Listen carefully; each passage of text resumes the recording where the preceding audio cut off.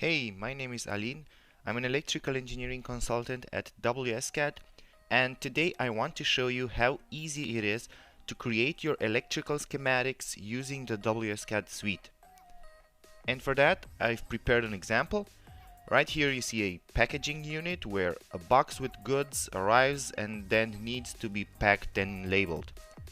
For that, we have a robotic hand that grabs a lid out of a stack and places it on the box. Then maybe we'll have a set of sensors that will detect if the lid is correctly placed. If so, the package moves forward where it gets labeled and sent away for shipment. This means that for our schematics, we will want to control the electrical motor that moves the conveyor belt and the pneumatic valves that move the grip of the robot and the label maker. So let's just jump to it.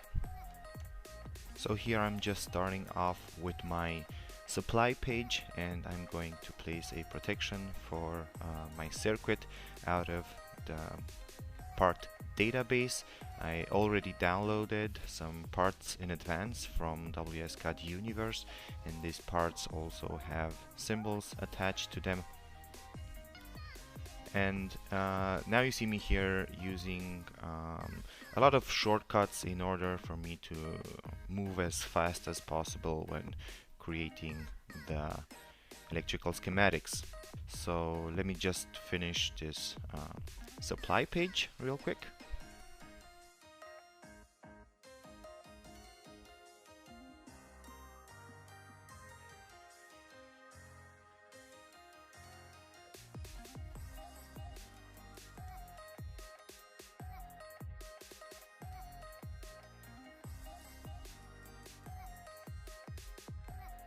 Here you see I've placed a socket for cabinet maintenance, and then a power supply for 24 volt.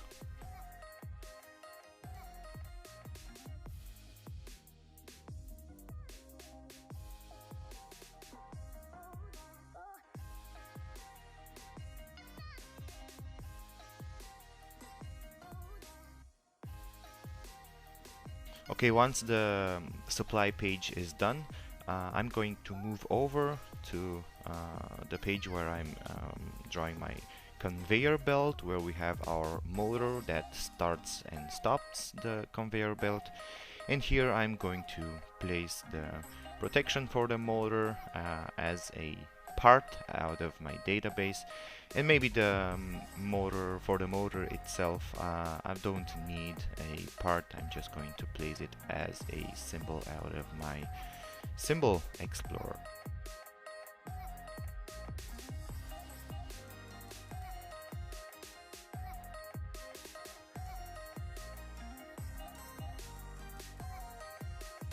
Then I will look to insert the contactor that turns the motor on and off.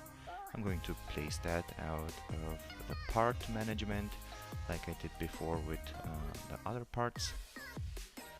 And using the contactor manager, I'm going to place the contacts of this contactor, the coil I have already placed.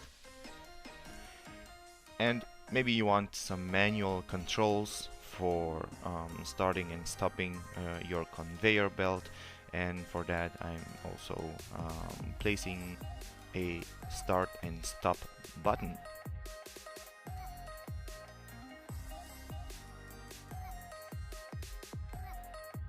So you see the page is not quite done yet, because what I want to do now is I want to insert my PLC, which will control my conveyor belt and my pneumatic valves.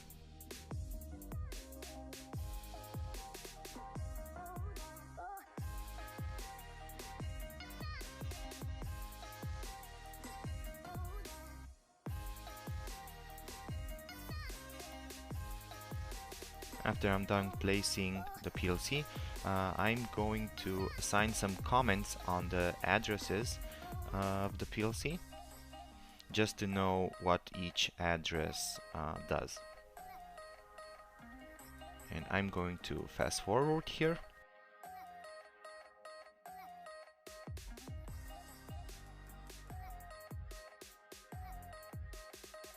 Once I'm done with placing the main elements of the PLC, I'm going to open the page with the conveyor belt with the motor, and out of the PLC manager I'm going to place the addresses, so the symbols for the inputs and outputs of the PLC.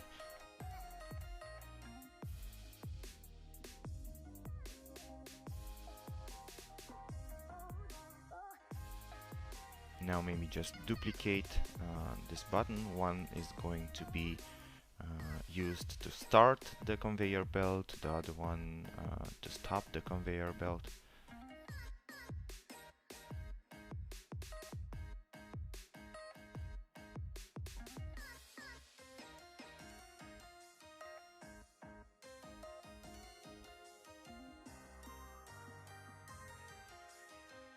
So the motor is controlled using electricity, but the grip of the robot and the label maker are controlled via pneumatics, via air.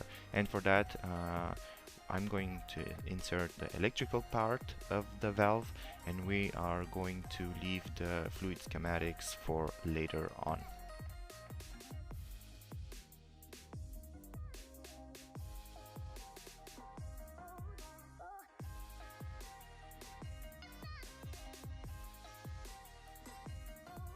The only thing I need to do now is just complete the schematics on the PLC page and give it the 24-volt supply.